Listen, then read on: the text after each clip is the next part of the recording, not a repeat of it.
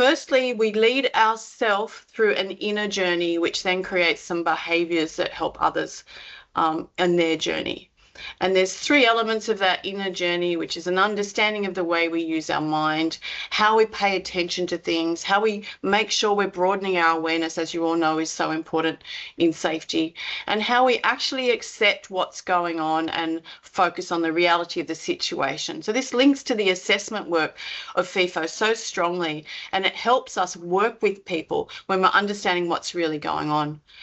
The framework also creates a sort of sense of how to think about the world as a system so that we can create interventions that not only focus on the context, but the changing conditions. That's looking at the interdependences and, very importantly, the way our sense of identity plays out in our work.